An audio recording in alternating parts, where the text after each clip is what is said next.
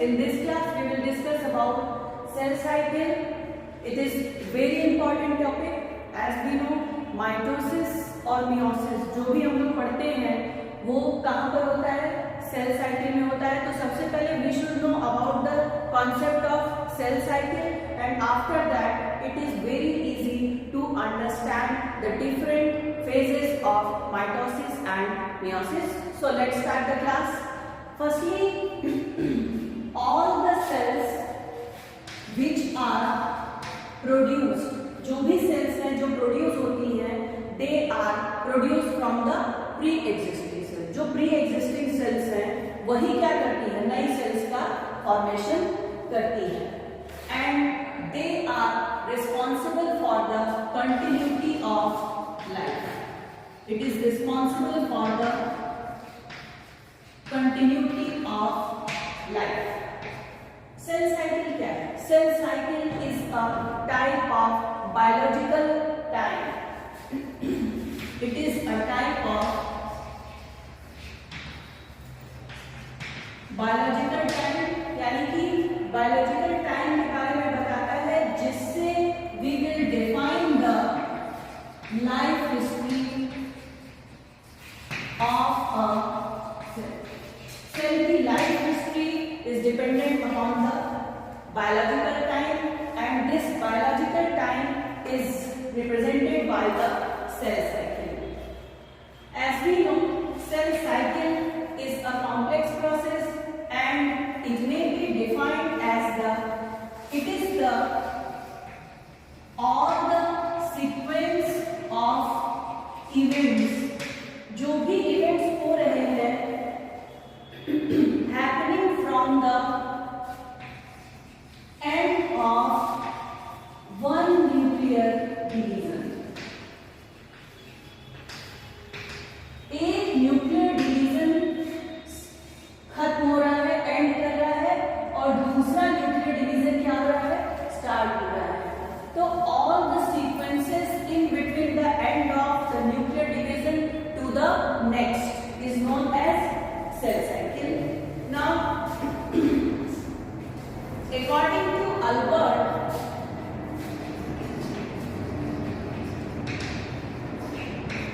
according to Albert, there are three phases of the cell cycle. The first one is chromosome cycle. Chromosome cycle के बाद दूसरी cycle है is known as cytoplasmic cycle.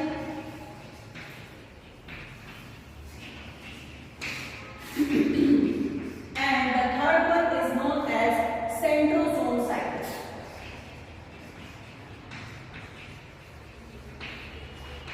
यहाँ पे आपको ध्यान देना है कि it is according to Albert ने बताया था कि cell cycle includes three type of cycle: chromosome cycle, cytoplasmic cycle, and centrosome cycle. Now we will discuss each type of cycle one by one. So first of all, heading डालिए chromosome cycle.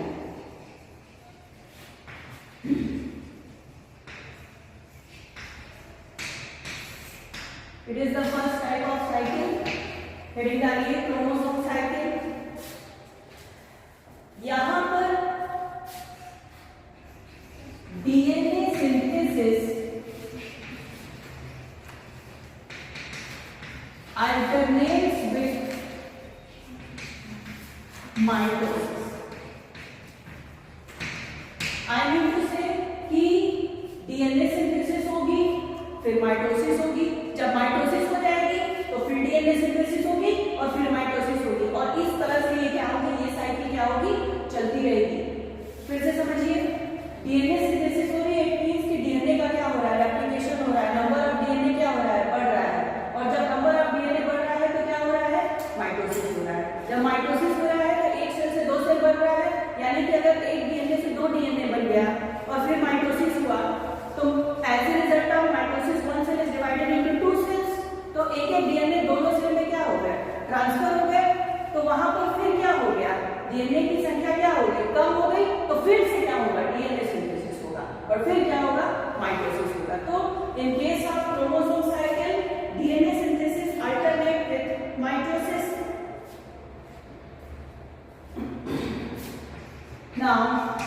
The second is cytoplasmic cycle.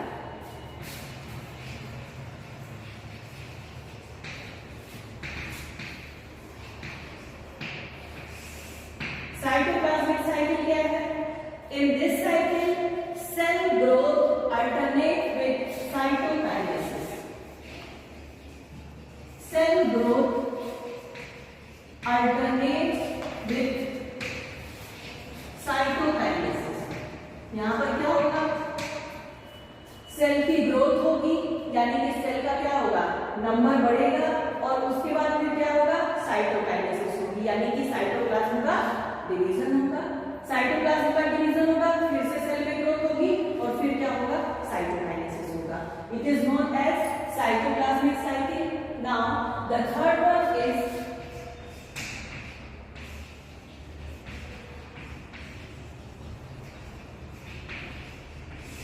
Centrosome cycle. Centrosome cycle कहने का मतलब है कि अगर centrosome का ही formation न हो तो क्या होगा? माइक्रोट्यूब्यूल्स का फॉर्मेशन नहीं होगा, स्पिंडल फाइबर का फॉर्मेशन नहीं होगा। आप सभी लोगों को पता है कि जो स्पिंडल फाइबर होता है वही क्या करता है? क्रोमोसोम को क्या करता है? दो पोल्स पर ले जाता है and finally as a result क्या होता है? दो सेल का फॉर्मेशन होता है। तो सेंट्रोसोम साइकिल में क्या होता है? सेंट्रोसोम का क्या होता है? फॉर्मेशन होता है और इसी सेंट्रोसोम फॉर्मेशन की वजह से क्रोमोसोम साइकिल भी चलती है और साइटोप्लाज्मिक साइकिल भी चलती है। यहाँ पर क्या होता है कि सेंट्रोसोम का इनहेरिटेंस होता है और डुप्लीकेशन होता है। तो centrosome is here inherited and duplicate. Duplicate formula क्या होता है? फॉर्मेशन होता है to form the spindle fibre at the two poles. Now according to Harvard, Harvard ने क्या बताया? ये तो हम लोग पढ़ रहे थे। Albert has divided the cell cycle into 3 types of cycle. Now according to Howard ने क्या बताया था कि each cell cycle is divided into 4 phases: G1, S, G2 and M phase. So these are the 4 phases: G1 phase, S phase, G2 phase and M phase. And all these phases combine to form a cell cycle. So according to Howard, there are 4 phases present in the cell cycle: G1 phase,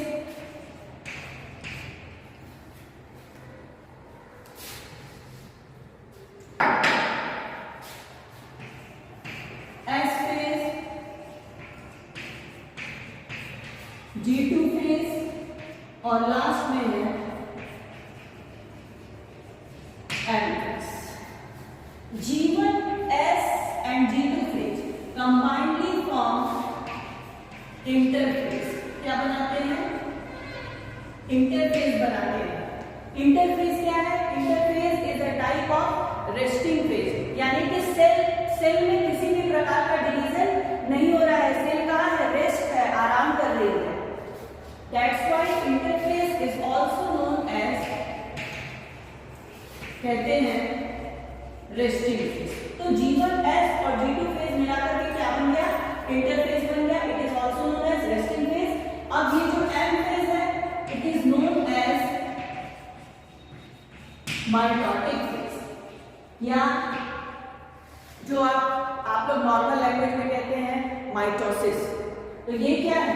ये mitosis है। तो mitosis क्या है? Mitosis is a part of cell cycle. इसीलिए cell cycle की study बहुत जरूरी है। तो यहाँ पर देखिए 2 फेज हो गए, इंटरफेज हो गया और माइटोटिक फेज हो गया। माइटोटिक फेज कैसा होता है? ये डिवाइडिंग फेज होता है, यहाँ पर डिवीजन होता है। Whereas interphase is the resting phase.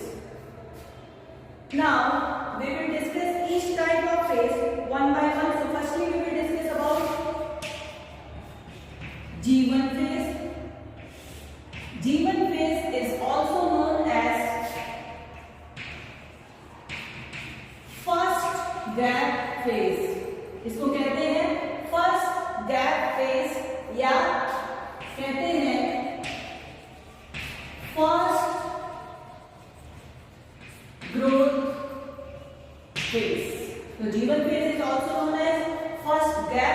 और फर्स्ट ग्रोथ फेज।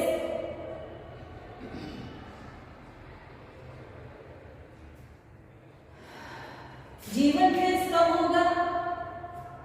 जब एम फेज जैसे ही एंड करेगा तुरंत क्या आ जाएगा? जीवन फेज आएगा। एक डायग्राम की मदद से इसको हम लोग और अच्छे से समझ सकते हैं। अच्छा, ये चीजें ऐसे ही सीक्वेंस में चलती हैं, पहले ये आएगा, फिर ये, फिर ये, फिर ये, और फिर जब ये हो जाएगा तो फिर कहाँ आ जाएंगे? यहाँ आ जाएंगे। ये देखिए ऐसे G1, S, G2 और M। इसीलिए इसका नाम है साइकिल, सेल साइकिल इसीलिए कहते हैं। यानी कि सेल्स पहले कहाँ रहेगी? जीवन फेज में रहेगी। जीवन फेज जैसे ही खत्म होगा एस फेज स्टार्ट होगा। After S phase G2 phase will take place, और जैसे ही G2 फेज एंड करेगा तुरंत ही एम फेज क्या हो जाएगा? स्टार्ट हो जाएगा। अब एम फेज जैसे ही स्टार्ट होगा यानी कि माइटोसिस होगी। जब माइटोसिस होगी यानी कि डॉटर सेल्स बनेगी। जैसे ही डॉटर सेल्स बनी तुरंत ही डॉटर सेल्स किस फेज में चली जाएंगी? जीवन फेज में चली जाएंगी। और इस तरह से ये साइकिल क्या होती है? ऑपरेट होती है। जीवन फेज में क्या क्या होता है चलिए देखते हैं। जीवन इज द रेस्टिंग फेज, पहले भी बता दिया था। यहां पर डीएनए सिंथेसिस नहीं होती है। जीवन फेज में डीएनए सिंथेसिस नहीं होती है। तो क्या होता है? रेस्ट कर रहा है तब भी कुछ काम करता है। ये बनाता है आरएनए और प्रोटीन। ठीक, DNA synthesis will not take place. There will be synthesis of RNA and protein. RNA और प्रोटीन का फॉर्मेशन होता है। And this RNA forms, actually अगर आप देखें तो जो RNA है ये भी 3 टाइप का होता है, mRNA, rRNA और tRNA। तो यहाँ पर तीनों टाइप के आरएनए का फॉर्मेशन हो जाता है। किस फेज में? जीवन फेज में। आरआरएनए, एमआरएनए और टीआरएनए, ये तीनों का फॉर्मेशन क्या होता है? हो जाता है यहाँ पर। और क्या होता है? और बनता है प्रोटीन। कौन सा protein? Regulatory protein. And regulatory protein में भी जो सबसे इंपॉर्टेंट है वो है ट्यूबुलिन। क्या बनता है यहाँ पर? ट्यूबुलिन बनता है। ट्यूबुलिन प्रोटीन का फॉर्मेशन होता है। It is a type of regulatory protein and it is responsible for the formation of spindle fibre. क्या बनाता है ये? स्पिंडल फाइबर बनाता है। स्पिंडल फाइबर का फंक्शन हम लोग पढ़ेंगे एम फेज में, क्योंकि माइटोटिक में ही आपको दिखाई देगा। ठीक, फिलहाल इतना जानिए कि in the G one phase DNA synthesis will not take place, only RNA and protein are synthesised. RNA में भी all 3 types of RNA are formed. Along with RNA, protein is also formed, which is known as tubulin, and tubulin is responsible for the spindle formation.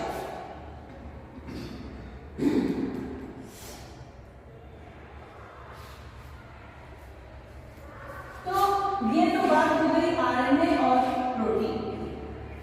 RNA और protein के अलावा यहां पर बनता है एक एंजाइम। क्या बनता है? एंजाइम बनता है। यहां हम लिखते हैं, और इस एंजाइम का नाम है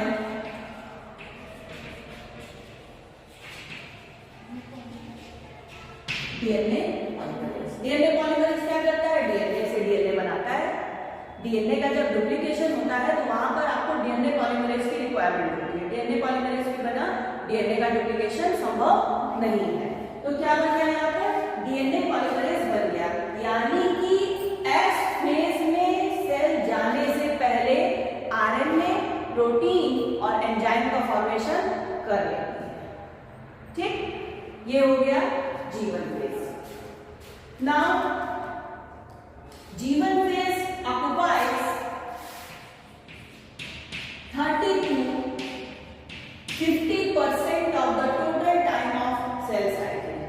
सेल साइकिल का 30 से 50% का जो टाइम होता है वो जीवन फेज का होता है। उसके बाद देखिए जीवन फेज कहीं कहीं पर नहीं भी दिखाई देता है, जैसे कि जो रैपिडली डिवाइडिंग सेल्स है,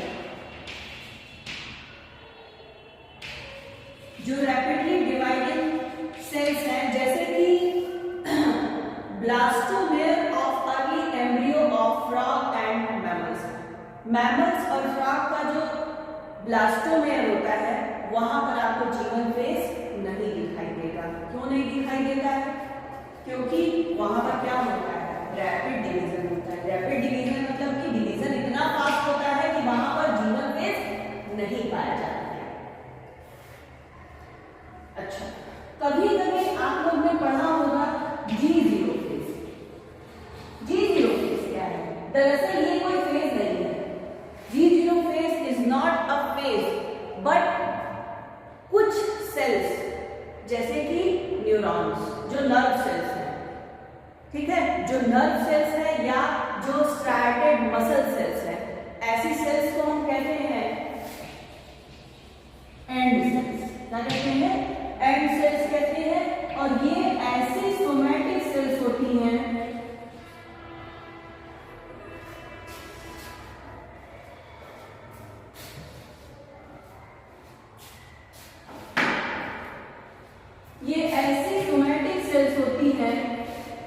जो कि नो लॉन्गर डिवाइड। ये क्या करती है? डिवाइड नहीं करती है। जबकि नॉर्मली आपको पता है कि अगर सोमैटिक सेल है तो 1 से 2, 2 से 4, 4 से 8, 8 से 16 ऐसी सेल्स क्या होती है? बनती रहती है। लेकिन कुछ एंड सेल्स होती हैं जैसे कि neurons and striated muscle cells. यहां पर आप देखेंगे कि ये जो सेल्स होती हैं they know longer divide, and जब डिवाइड नहीं करते हैं तो क्या करते हैं? ये चले जाते हैं। इनकी जो सेल्स हैं वो क्या हो जाती हैं? अरेस्ट हो जाती हैं।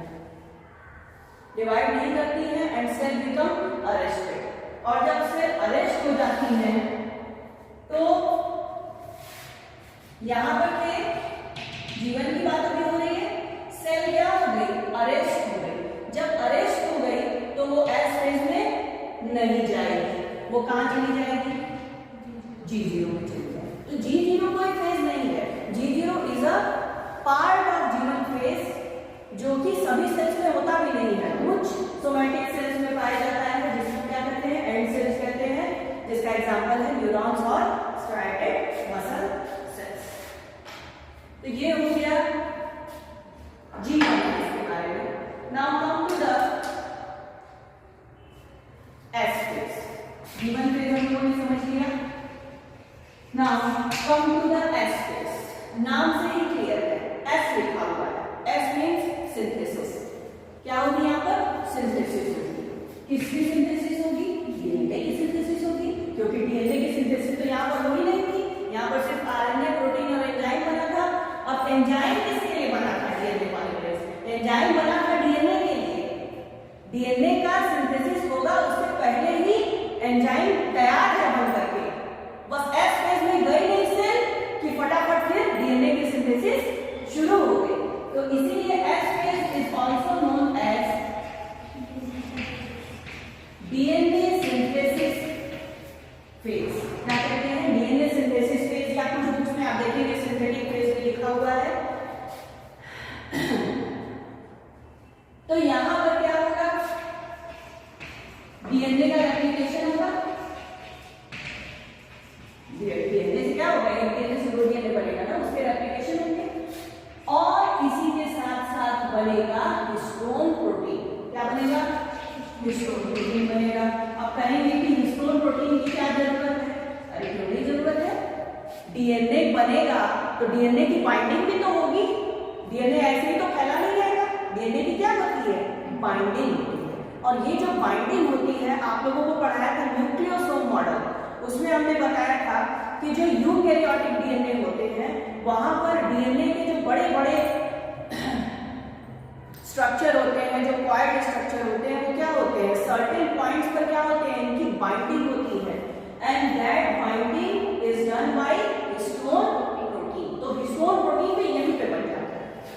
तो 2 काम होंगे यहाँ पर। डीएनए का रेप्लिकेशन होगा, यानी कि डीएनए अपनी कॉपी बनाएगा दूसरी बार रिस्टोर प्रोटीन बनेगा। और जैसे ही एस फेज एंड करेगा बाइंडिंग क्या हो जाएगी, शुरू हो जाएगी। ठीक, डीएनए क्या हो जाएगा, बाइंड हो जाएगा और बना लेगा nucleosome. It occupies about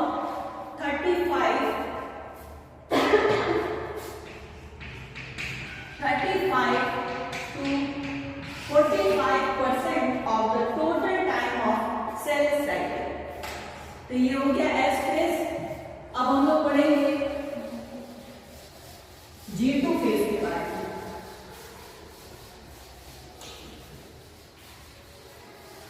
It is the last, no, it's not the last, it is the last phase of interphase, G2 phase। G2 phase is also known as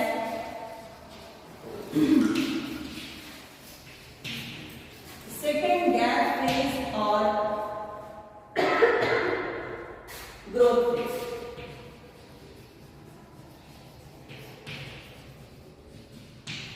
इसको कहते हैं, जीवन को कहते हैं गैप फर्स्ट और इसे कहते हैं गैप सेकंड या second gap phase is also known as growth phase. और यहां पर भी क्या होता है, जो जीवन में होता है वही चीज G2 में भी होती है। यहां पर भी बनेगा आरएनए और हाँ, तो आरएनए और प्रोटीन का जो फॉर्मेशन होता है वो क्या होता है, कंटिन्यूअस होता है। क्यों होता है, फॉर हाँ सेल के ग्रोथ के लिए क्या होता है, आरएनए और प्रोटीन की सिंथेसिस होती है। As the G2 phase draws to a close, जैसे ही G2 फेज क्या होगा, एंड करेगा, तुरंत ही G2 फेज के बाद हमने क्या बताया था, एम फेज बताया था, वैसे ही सेल क्या होगा, एम फेज में आ जाएगी। तो सेल क्या होगी, cell will enter into the M phase। Now that's all for today। In the next class we will discuss only about M phase। तो जो नेक्स्ट वीडियो होगा उसमें हम लोग माइटोसिस की बात करेंगे and we will also discuss about the different phases present in the M phase। Till then, bye।